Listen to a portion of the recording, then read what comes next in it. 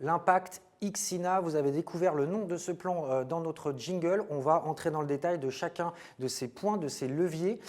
Mais avant, Élodie, j'aimerais que tu nous expliques pourquoi, en tant qu'enseigne de distribution, vous avez décidé d'aller sur ce sujet et de travailler autour de cette thématique de l'éco-responsabilité, de la RSE au sens large. Ouais. Alors en fait, il y a plusieurs choses. La genèse, elle est historique, elle est longue, puisque Xina est une marque qui est engagée sur ces sujets-là depuis des années. Nous, on part du principe que c'est notre rôle de distributeur aussi d'apporter des solutions concrètes aux clients et puis aussi de travailler avec nos fournisseurs pour apporter justement ces réponses concrètes. Donc ça fait plus de 10 ans qu'on est engagé auprès d'une ONG qui s'appelle Graines de Vie pour limiter notre impact carbone. Et on fait plein d'actions finalement qui sont assez isolées. Et depuis un moment, on se disait mais comment on fait pour que ces actions-là soient bien comprises par le client et puis aussi faciles à porter pour nos concepteurs, parce que c'est aussi qui sont les premiers ambassadeurs.